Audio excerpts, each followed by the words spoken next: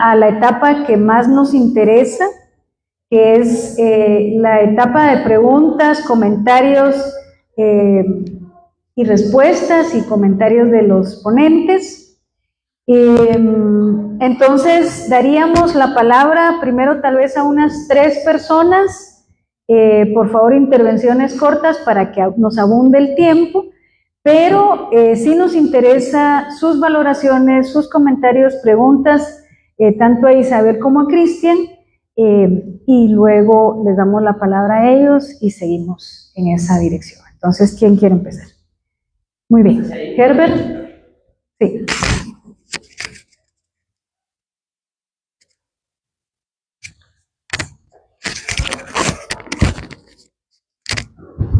Yo primero quisiera agradecer el esfuerzo de convocar y las geniales exposiciones. Me voy con muchas ideas. Quizás la primera es que no todos los ladinos somos iguales, y eso puede significar un montón de cosas, ¿verdad? Ni en la historia, ni en términos de clase, ¿verdad? Creo que ahí hay también una categoría para revisar, ¿verdad? ¿Qué entendemos por la diferencia entre ladinos? Y creo que atraviesa también la cuestión de lo urbano y lo rural, ¿verdad? Como que la categoría es siempre insuficiente para hablar de todas las diferencias que queremos enunciar desde la ladinidad. Pero luego, concretamente, en reacción a la ponencia de Cristian, algunas ideas. Hay un autor, Darío Euraque, que ha explorado los censos en Centroamérica y planteaba alguna vez que la categoría negros desapareció de los censos durante una época. Bueno, hoy nos lo confirmaban, ¿verdad? Dejó de estar, pero el censo que se hizo en la antigua Guatemala antes de los terremotos de 1776 plantea que hay por lo menos un 60% de negros en la ciudad.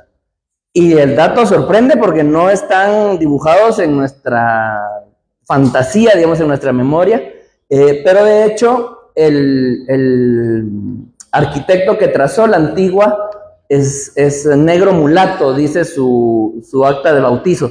Y esta cuestión también del Estado y de la religión como quien nombra, ¿verdad? En las actas de bautizo es donde se indicaba y se asignaba, ¿verdad? Y para toda la vida una identidad, saber si cultural, política, étnica, ¿verdad? Pero bueno, creo que es importante también cómo los censos, el Estado ha limitado esa parte. Y nosotros hicimos un estudio con hombres de la Universidad de San Carlos, con estudiantes, en 2018, participaron 830 hombres, 9 de ellos, cuando les preguntamos cuál es su autoidentidad étnica, nos dijeron criollos. Una categoría que en 2018 uno diría, pues ya ni en el censo aparece, ¿verdad? Pero hay estudiantes de la San Carlos, bueno, hubo estudiantes de la San Carlos que entonces dijeron criollos. Y recogimos datos el año pasado y este año con estudiantes de psicología que están en el primer año. Y así recogemos datos mientras estamos en el aula, ¿verdad? La cuestión es en línea.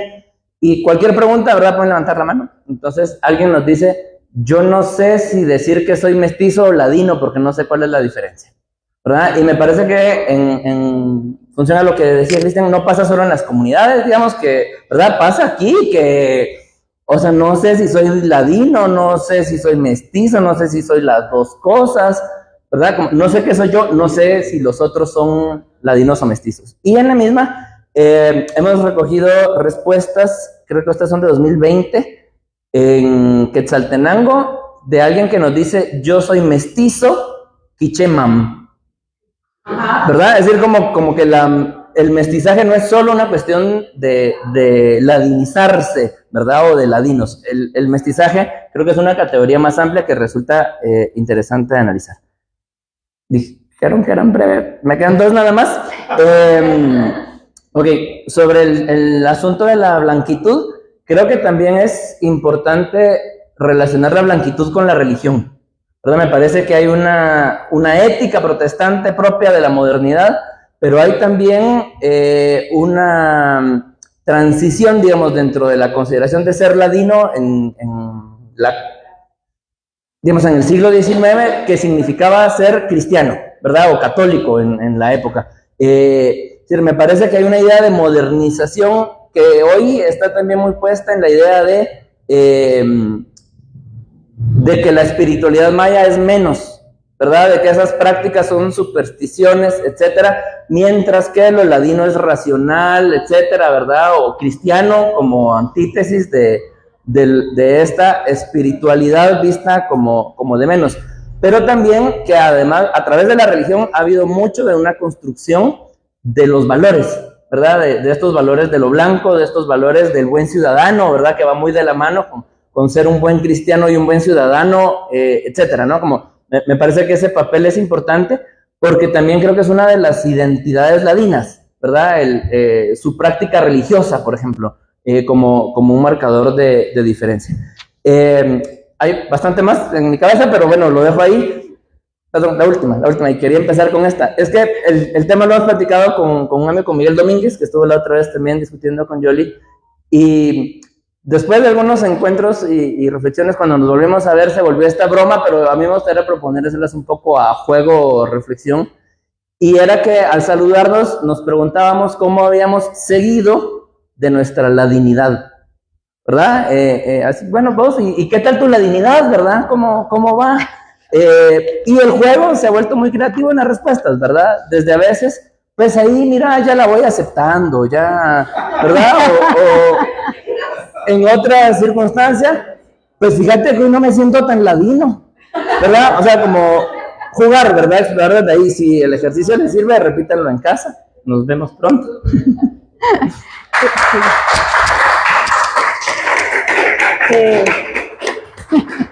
Gracias, así les vamos a preguntar en la segunda jornada, a ver cómo sigue su ladinidad. Sí, otra persona, por favor, y ustedes apuntan si tienen algún comentario.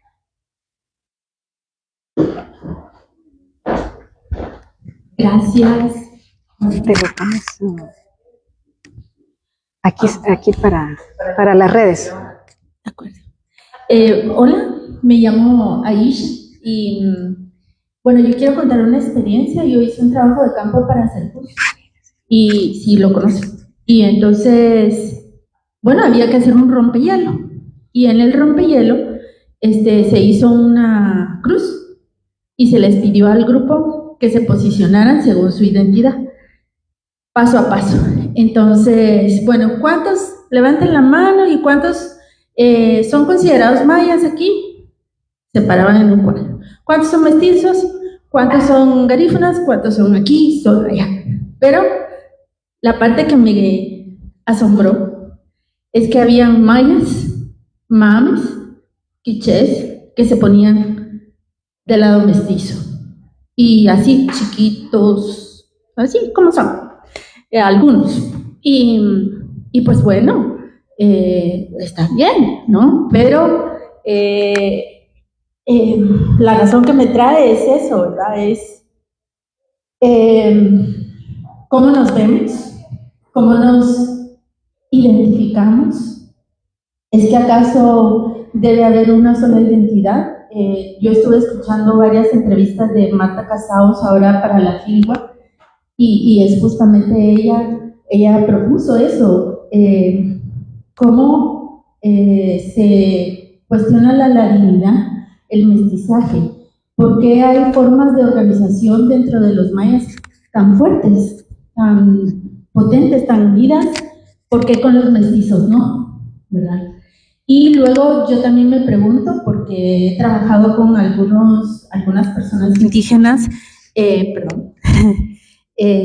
indígenas urbanos, que se denominan mestizos porque les conviene, ¿verdad? En el sentido comercial. Entonces, bueno, solo quería contarles esta experiencia. Y también Marta dijo que, por ejemplo, el pueblo de México, de la Revolución Mexicana, que dicho sea de paso, Mario Roberto Morales decía que la verdadera revolución o la revolución más auténtica había sido la de México. Y a partir de esa revolución se había construido el mestizaje en México, ¿verdad? Por eso ellos tienen esa fuerza, esa unión, esa nacionalidad, si le quieren llamar así, Entonces la gran pregunta es, ¿cómo se construye identidad? Gracias.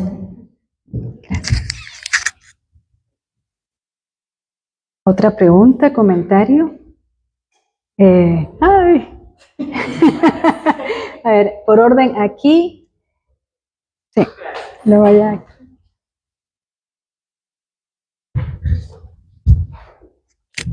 Gracias, buenas tardes. Mi nombre es Teresa. Tengo primero una pregunta muy concreta y después un tipo de observación y duda. Mi pregunta es a Cristian. Primero, pues gracias por las dos ponencias, interesantísimos. Yo vi, o recuerdo haber visto en el listado de los censos desde el 1880 el uso de la palabra indígena. Yo recuerdo haber leído que en el 1880 ya se usaba indígena. Esto a mí me sorprende, para mí es nuevo. Yo pensaba que ese término era más moderno y reemplazaba el término indio-india por ser usado de manera despreciante. Entonces ahí me gustaría, si nos puede quizás explicar un poquito de dónde surgió ese término y en qué tiempo. No sé si hago la segunda de una vez o sí. Sí. Lo otro es, hablando también del término indígena, yo siento cierta ausencia del término, y si hablamos de lo ladino, yo siento que se habla muy poco aquí de lo indígena, ¿ya? No sé si convendría incluso lo indígena, ¿verdad? Pero en el panel veo una ausencia de personas y expertos indígenas. En el panel de hoy, el de mañana no lo conozco. También, Yoli, cuando tú preguntaste la palabra, el tema de la genealogía familiar, tú preguntaste cómo es lo de lo ladino en sus familias. Sí. Pero ¿qué pasa con lo indígena en las familias? Yo lo menciono porque yo soy extranjera, como se puede oír por mi acento, pero tengo muchos años viviendo aquí y yo he visto en muchas familias que comúnmente se llaman ladinas, que el tema indígena es un tabú. Lo mismo pasa en mi sociedad de origen, por ejemplo, con el tema de las familias judías, y muchas también pasaron por un proceso de asimilación, cambio de nombre, cambio de religión, y niegan, muchas personas de ascendencia judía niegan esa ascendencia. Y yo lo he visto lo mismo aquí en familias llamadas ladinas. Entonces, solo quiero mencionarlo porque sentí esa ausencia. Gracias.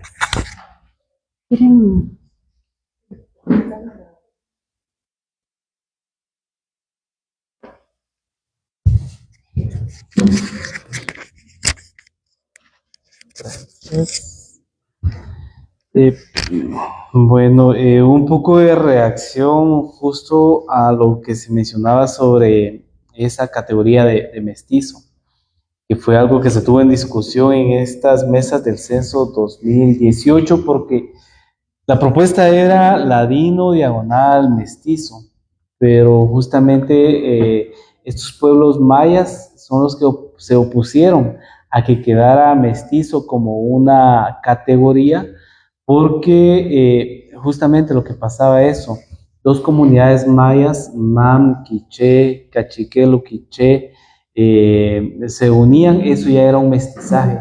Entonces lo que ellos percibían era que iban a perder esa representatividad como comunidad maya si se colocaba la categoría de mestizo en el censo. Un poco contarles por qué no aparece.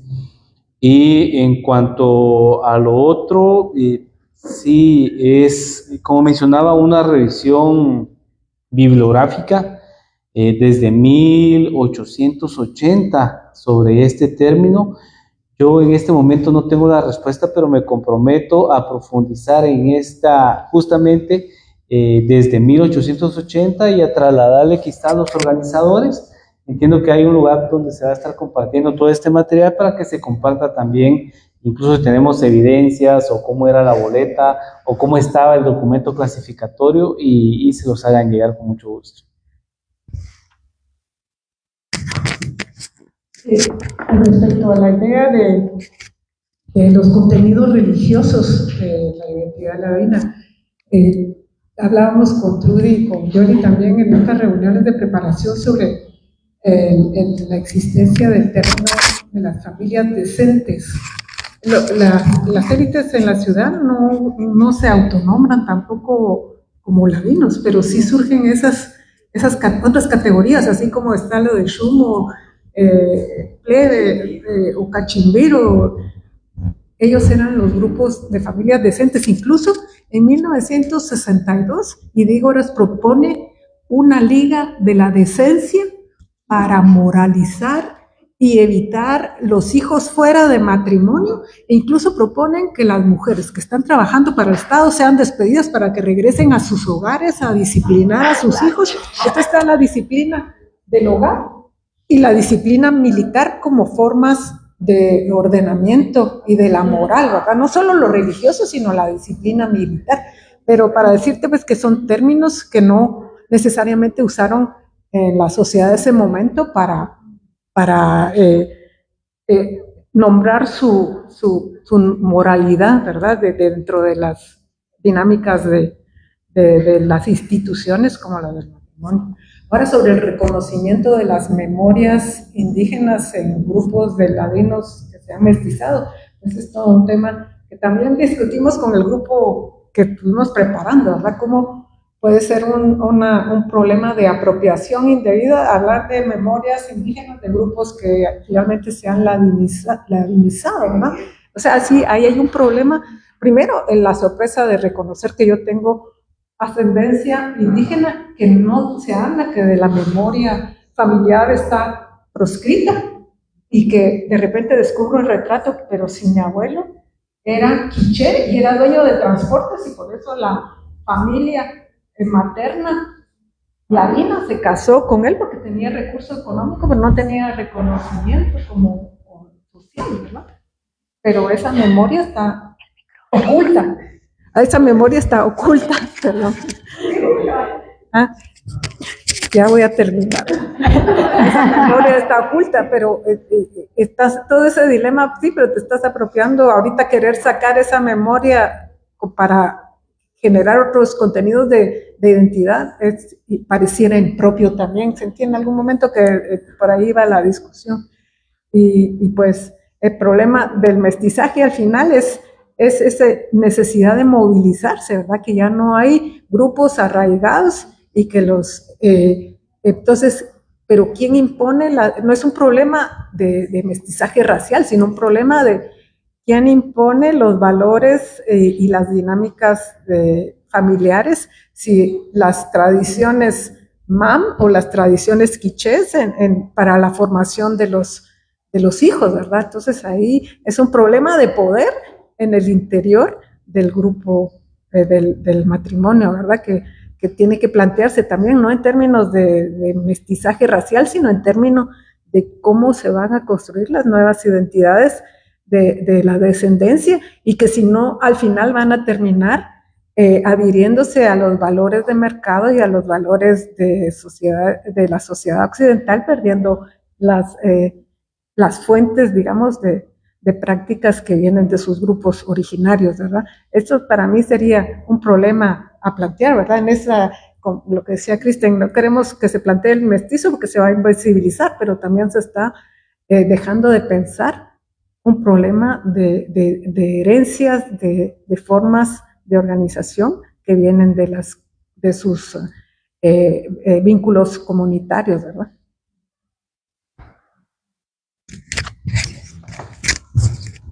Sí, tal vez para dar respuesta a tu inquietud, decir que estas jornadas han sido pensadas y planificadas y, digamos, queremos llevarlas a la práctica porque la categoría ladino no ha sido discutida entre las personas ladinas mestizas. no es una de las categorías que más se discuta, y cuando lo hemos hablado con compañeras mayas, la respuesta es que esa es una discusión que les toca a ustedes dar. Entonces no es que haya una ausencia aquí por exclusión, sino que es que políticamente, y lo planteaba Isabel desde el principio, lo que nos interesa es tomar la decisión política de que esta discusión no se ha dado entre personas ladinas, ¿verdad? O mestizas, y que es ahí donde se tiene que dar fundamentalmente. Claro que van a haber ponentes mayas en siguientes mesas, pero lo que nos interesa es situar políticamente que esta es una discusión que, como bien se decía, tiene orígenes coloniales, y lo demuestran aquí las estadísticas y el trabajo que ha hecho el Estado, pero lo que nos interesa es posicionar no desde la racialidad este tema, sino desde lo político, que es algo que no se ha dado en Guatemala. Estas discusiones no se han dado desde ese lugar, y no, tampoco queremos invitar a las compañeras y compañeros mayas a que ellos discutan cosas que a nosotras nos toca discutir. Entonces, eso es algo que en Guatemala no se ha hecho. Es mucho más fácil hablar del mestizaje mexicano porque ahí todo el mundo se pone desde ahí. Aquí no, aquí tenemos la categoría y la queremos aprovechar para nombrar algo que, como ya decían tanto los compañeros que preguntaron como los ponentes, necesitamos posicionar políticamente en Guatemala. Entonces habían 3 palabras, está aquí, vos, allá y Ruth. Okay. 5 después. Muy bien, vamos a pasar número 1.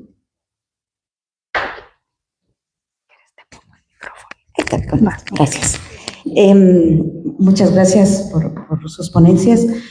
Y yo quería reafirmar esto que acabas de decir, porque creo que cuando hablamos del proceso de ladinización, cuando hablamos del lugar de ladino, nos toca hablar de nosotras, ¿verdad? O sea, no nos toca hablar de las demás personas, no nos toca hablar de las poblaciones mayas, no nos toca hablar nos toca hablar de quienes hemos sido construidos y quienes nos hemos colocado por las múltiples razones en este lugar, ¿verdad? Y como es político, creo que también es político, es histórico, es, ¿verdad? Es económico, es de privilegio, en algunos casos cuando se cruza con la clase, ¿verdad? También cuando se cruza con el sexo, ¿verdad? Yo creo que cuando se hace con una intención política es también porque el sujeto político del Estado-Nación es el ladino, y por lo tanto es quien ejecuta el racismo. Entonces creo que también al hacer todo este recorrido histórico, al hacer toda esta, digamos, toda esta intención que han tenido desde hace varios años, es poder también visualizar en dónde es que está el racismo, porque no lo vemos, y no lo vemos porque es hegemónico. Y nosotras, quienes hemos sido construidos como ladinos, estamos en el lugar hegemónico, y por lo tanto no nuestras historias la vemos como que es lo que es, ¿verdad? O sea, es decir, lo que es en todos lados. Y eso, digamos, es cuando las personas de otros lugares nos dicen, yo ahora vivo en otro lugar y por eso lo siento, ¿verdad? Cuando las personas que viven aquí en la ciudad de Guatemala y se refieren como que lo que viven aquí en la ciudad de Guatemala, que además es súper complejo también porque no es así de simple, lo que se vive aquí en la ciudad de Guatemala es lo que se vive en todos los demás lugares, ¿verdad? Entonces, también es la mirada nacionalista, ¿verdad? Entonces, el ladino también es la construcción nacionalista, ¿verdad? Y entonces yo creo que tiene una complejidad hablar de esto y tiene muchos procesos digamos, porque estos procesos académicos, procesos de historia, pero también tiene un proceso desde lo que hemos visto nosotros las feministas, también un proceso de sanación, porque necesitamos erradicar, ¿verdad? Y construir otras cosas, que todavía no le tenemos nombre, pues está bien, no le tengamos el nombre. ¿A qué le vamos a nombrar? Pero sí, digamos, como ese lugar de poder construir nuestras memorias, que además esta invitación que nos hacen de poder construir a partir de nuestras genealogías, para poder visualizar cuáles son nuestros sistemas familiares y lo complejo que es en nuestros sistemas familiares. Y por supuesto, lo ladino significa el silencio impuesto, ¿verdad? Es un silencio. Y yo creo que están interesadas en poder indagar en cómo ha sido el proceso de ladinización en todas. Creo que eso ayuda muchísimo a poder evidenciar los sistemas familiares y cómo las relaciones económicas, políticas de cada momento y de cada historia se fueron conformando, y eso visualiza a nuestras ancestras y ancestros que tomaron la decisión o fue impuesta la decisión de constituirse como ladinos. ¿Quién seguía? Vos y vos. Ishkik, tú no habías pedido la palabra. Ok, entonces, tú.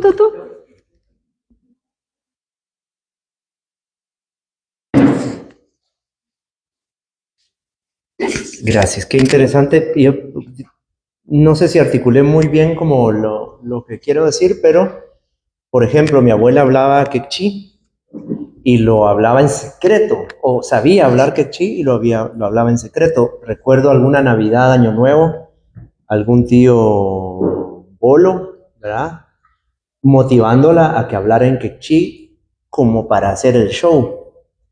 Y mi abuela, sonrojada, ¿verdad?, como que, ¿verdad?, por ejemplo, una escena de ladinización así, traumática, ¿verdad?, porque todos respetaban a la abuela, digamos, eso no estaba como, de alguna manera, pero ahí era como, a ver, habla como, y ella sabía muy bien hablar quechí, ella aprendió el quechí como idioma materno, sin ser directamente indígena, pero creció como abandonada en una finca donde una familia quechí la cría, digamos, una cosa así, ¿verdad? Por ejemplo, escena así, yo decía, pero, ¿verdad? ¿Cómo es que un saber y una cosa y un idioma, y este idiota jodiendo, y ella además avergonzada, o sea, como, ¿verdad? Horrible, horrendo. Luego también pienso como en la memoria negada de mi familia, ¿verdad? Yo he estado investigando la vida de un bisabuelo y resulta que estuvo preso muchos años, ¿verdad? Parte de la fundación del ala obrera del Partido Unionista, eso lo descubrí la semana pasada, en una hojita que descubrí y he estado como atento. La gente que él crió, las tías, ¿verdad?, que él las crió porque en algún momento le dejaron niñas al viejito, ¿verdad?, no saben su historia. Y cuando yo les dije, pero es que yo sé que estuvo preso, no, jamás, él era decente, ¿verdad? Y yo digo, claro, y por decente la gente está presa en Guate. O sea, la gente decente en Guate suele estar presa, digamos, si se compromete un poco, ¿verdad? Como, en fin, otra cosa ahí como, ¿verdad?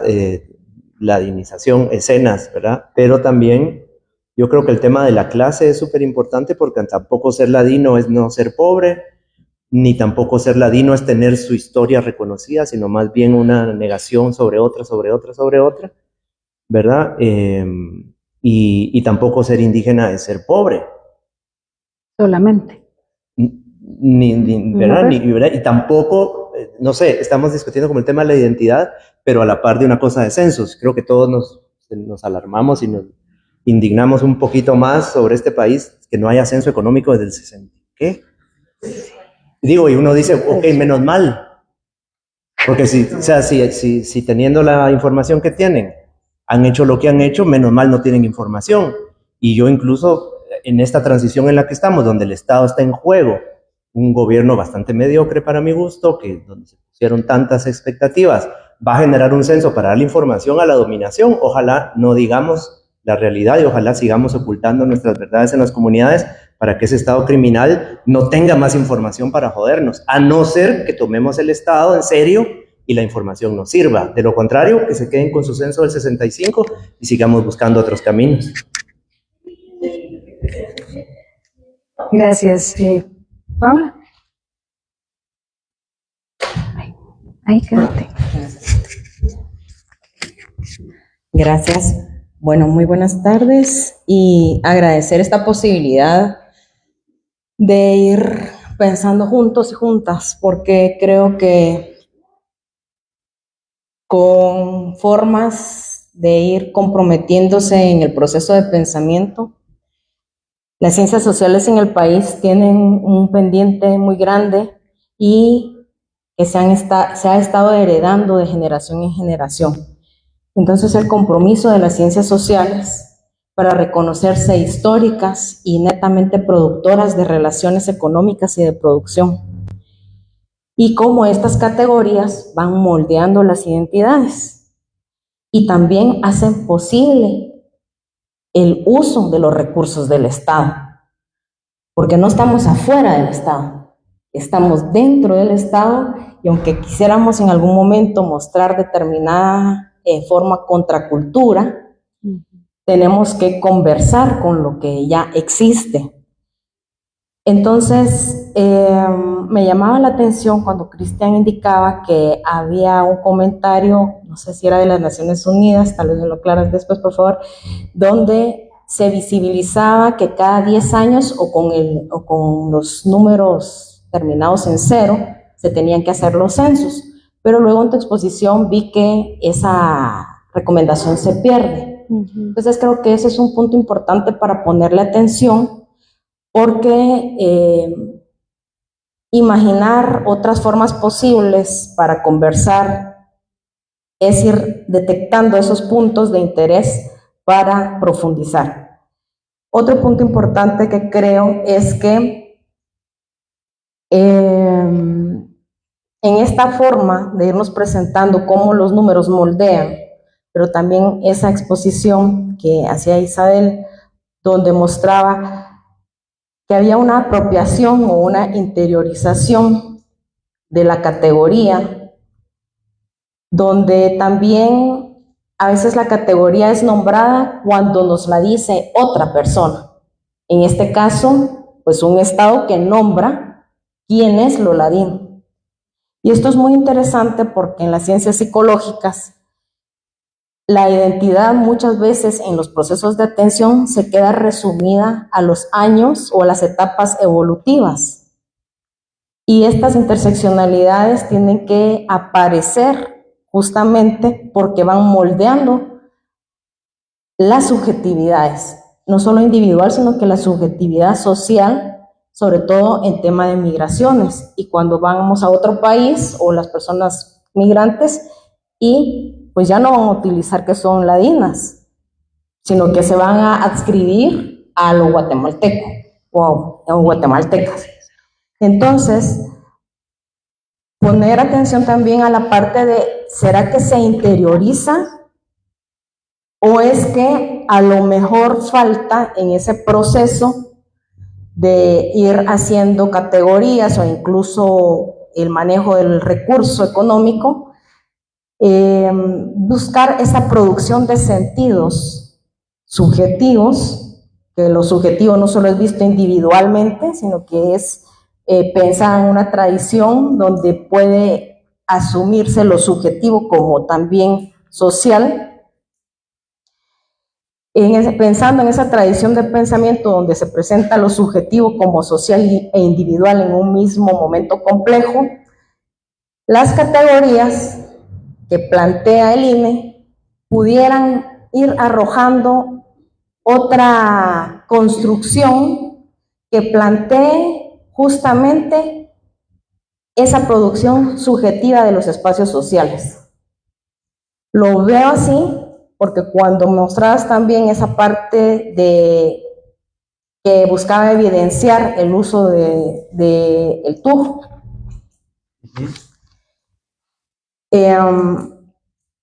nos va o me hizo caer en cuenta en la parte donde a nosotros tenemos en la universidad que ir colocando también otras informaciones que se quedan muchas veces cortas y que verdaderamente no van a hacer ver en los lugares donde se utiliza el número la necesidad de un cambio más cualitativo en los espacios donde nos estamos moviendo y donde se hace necesaria esa cualidad. Y entonces también me gustaría, para Isabel, cuando hablas de esa parte de apropiación o interiorización de las categorías, si nos puedes ubicar también esas tradiciones de pensamiento que desde la academia se está están marcando ese nombrar que interiorizamos, porque pareciera que en esa interiorización no hubiera un espacio donde yo vengo y produzco, si me quiero nombrar así o de otra manera, o a conveniencia me nombro en este momento Ladina, pero en otro momento ya no, como se ha hecho un uso, creo yo, muchas veces de la parte a partir de la firma de los acuerdos de paz, como hubo un boom hacia lo maya, pero que nuevamente también en afán de homogenizar y de tal vez querer incluir, todavía se encuentran espacios donde se sigue excluyendo tanto a los mismos mayas como también a los ladinos o mestizos. Muchas gracias. Miren, tenemos, ¿quién más había pedido la palabra? Y sí, aquí hay 2, 3, entonces les voy a invitar a que hagan su observación concreta en corto tiempo para que los ponentes nos puedan contestar. Entonces creo que iba Ruth, Laura, Ruth y luego Edgar. Muy bien. Yo solo quiero trasladar comentarios de Facebook, así que Okay. Gracias. Gracias. Bueno, tenemos 2 comentarios en redes y uno es una duda, así que diré primero el comentario y después para que puedan responder. El comentario de José Martínez dice: habría que tomar en cuenta dentro de las familias ladinas sobre el concepto de las familias de abolengo, las cuales se distinguen y evidencian en la descendencia de las familias ladinas con más de 100 años de vivir en un mismo espacio territorial. Esto es un concepto muy arraigado en Suchitepeques. Las familias de abolengo se autodefinen y se distinguen del resto de las familias ladinas con menos rango de temporalidad. Asimismo, tenemos una duda de Valentín Patriti que nos dice: hola, saludos desde Argentina. Tenía una duda que más tiene que ver con el censo y cómo se reflejan estos términos en la población. Entiendo que el debate sobre el tema debe estar presente, pero ¿no es un poco paternalista buscar que una persona o una colectividad se identifique con una categoría fija? Lo digo desde el desconocimiento. ¿Es común que una vez explicado de cierta forma, esa persona o colectividad se autoidentifique con el término? ¿O este representa más un tipo ideal del que habla Durkheim? Gracias. Gracias. O sí, espera, si quieres, ahí te lo paso, siéntate. Sí, gracias.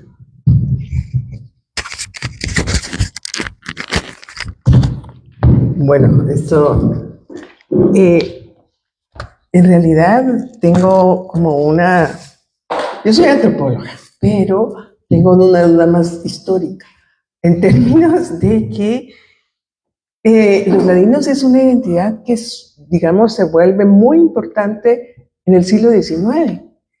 Y en el siglo XIX realmente funcionan como, pues sí, son los mediadores del Estado Nacional, son los funcionarios del Estado Nacional, son los trabajadores que el Estado Nacional necesita para articular una nación. Entonces, en ese sentido, tuvieron un papel, tuvieron una misión y que la mantuvieron hasta el siglo XX, sin problemas, pero ¿por qué ahorita ya hay una decisión de decir, soy mestizo, no soy ladino? Porque eso también tiene que ver con esas cargas. Yo recuerdo, porque yo, digamos, nací aquí en la capital, pero yo tengo una afiliación especial con Huehuetenango. Y en Huehuetenango, cuando regresé después de los acuerdos, una persona que me decía, es que ya no somos como antes, a los ladinos nos están haciendo a un lado.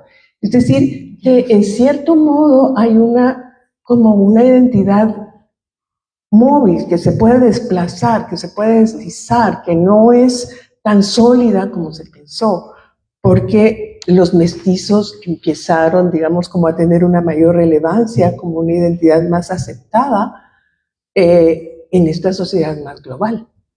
Entonces, no sé, o sea, les digo, por eso lo pienso como en términos históricos y no solo en términos antropológicos, como los ladinos es una etapa de una identidad que no acaba de ser aceptada y aceptable por todos los que no, digamos, por todo este mestizaje que hemos conformado a raíz del tiempo. Y esto que decía Isabel de que los mestizajes, de que los ladinos estaban presentes de diferentes formas en las regiones, a mí hay una cosa que me surgió como curiosidad, si quieren, cuando voy a trabajar en el Oriente y me encuentro los ladinos pardos. Entonces, ¿qué es esto? Ahí era como una particularidad de este mestizaje, pero a nivel regional. ¿Por qué tenía un valor especial ser ladinos pardos? Porque había una asociación de ladinos pardos. Es decir, estas, digamos, identidades que son más locales, no necesariamente tan regionales, pero que se van dando, digamos, van existiendo. Entonces, es a eso a lo que me quiero referir en este comentario. Gracias, gracias. Gracias. No le quiero faltar. Aquí. No veo. Ya. Edgar, por favor. Gracias. Yo le quería pedir a Cristian que nos hablara un poquito más sobre este uso o las preguntas sobre la servidumbre para decidir o para definir las identidades de las personas que son ambos. Gracias. Tenemos 2 minutos para contestar. 3. Por favor, Cristian.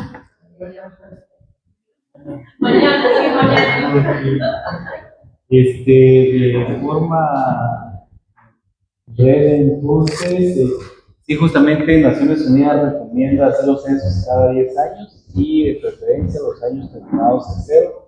Una recomendación desde 1950.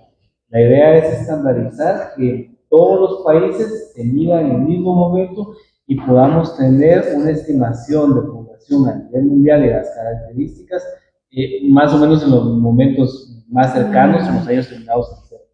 Definitivamente Guatemala no ha cumplido con esto porque también eso, ya vimos que el INE no es ni siquiera una institución autónoma, sino que dependemos de un ministerio, así que dependemos también de la voluntad política en definirle presupuesto o intención de hacer mediciones para tomar decisiones. Al final, yo sí creo que la información estadística es para tomar decisiones.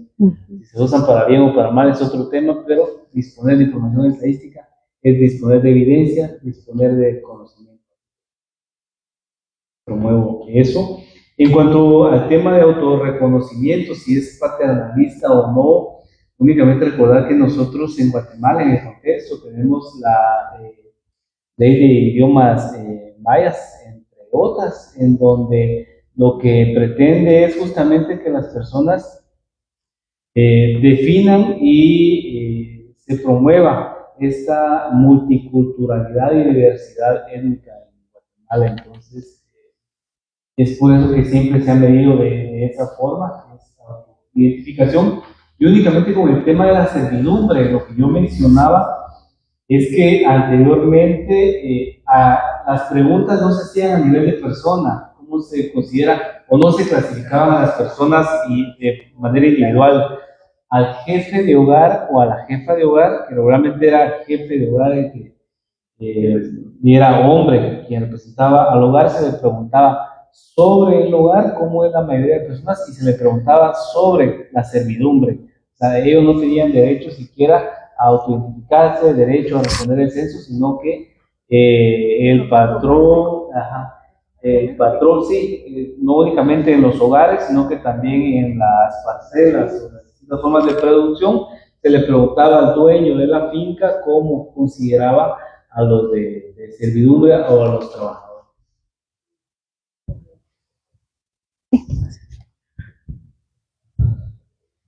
A ver, yo resumiría la respuesta para las cuestiones del reconocimiento de la posibilidad de elaborar otras categorías o reelaborar contenidos de identidad en que siempre pensaba que la sociedad guatemalteca se define mucho en términos dicotómicos.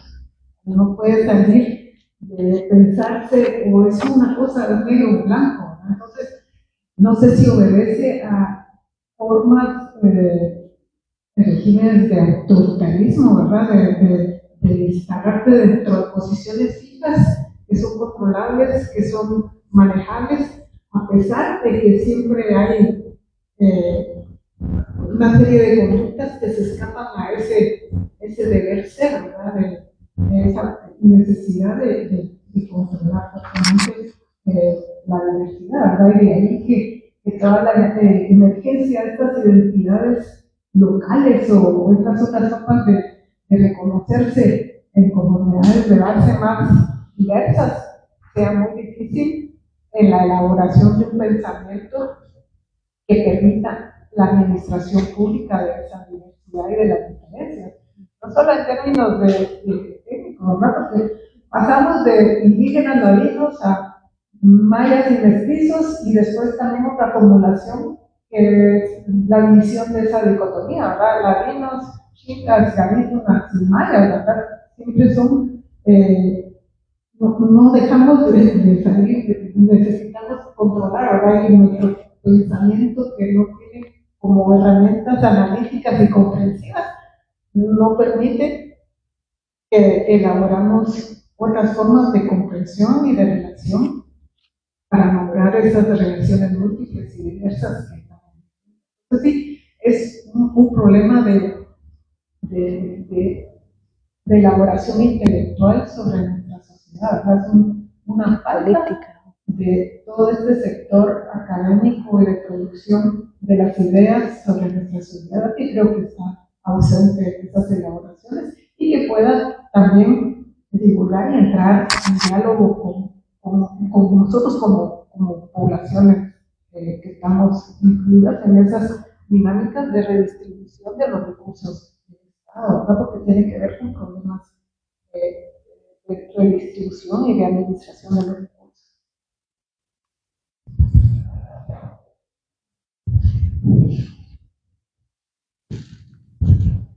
Bueno, muchísimas gracias. Esto es solo la primera parte de la primera jornada. No se pierdan la segunda de mañana. Entonces, antes de cerrar, le quisiera dar la palabra a Trudy para que nos hable de lo que va a ocurrir mañana. Mañana van a ocurrir cosas terribles. Ay, perdón.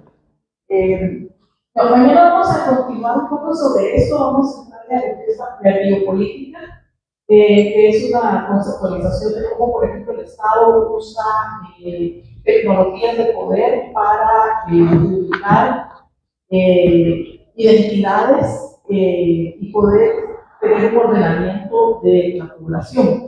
Ahora, solo quería comentar porque algunas personas estaban hablando sobre esta temática. La conceptualización de raza, digamos, es bien problemática porque básicamente no tenemos raza, somos una especie animal, del reino animal, ¿no? Pero hay una conceptualización muy biologicista y una de las compañeras dijo, bueno, habían los indígenas, pero se dice que creo que hay que como matizar eso porque las identidades raciales, entre comillas, las identidades raciales son constructos sociológicos, son constructos sociales, no son verdaderamente reales en un sentido biológico.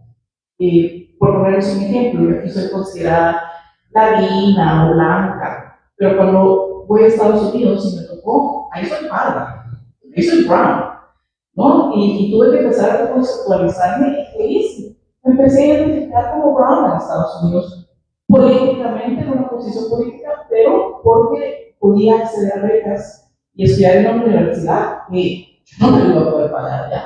Allá está la Universidad Estatal, en esa época, $16,000 anuales, solo de escolaridad. Entonces, creo que eso nos muestra que estas categorizaciones son fluidas, ¿no? Sin embargo, son utilizadas estratégicamente, no solo por los individuos, sino por el Estado. La ladinidad se construye mucho en base al despojo de comunidades indígenas, históricamente y en muchos sentidos hasta hoy día. Esa es una de las aristas. Hay muchas otras de lo que es la dignidad, no solo eso. Pero creo que es algo que hay que reconocer, ¿no? Y que la dignidad se usó como punta de lanza contra comunidades indígenas para despojar los territorios.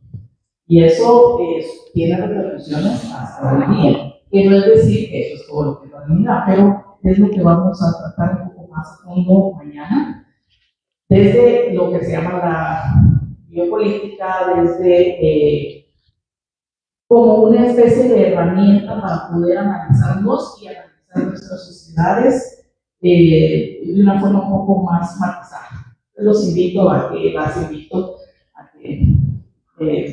se presenten mañana. Muchas gracias por muchas gracias a Isabel, muchas gracias a Cristian, muchas gracias a ustedes por haber venido. Les esperamos mañana a las 9:30. Va a estar también Alejandra Colón.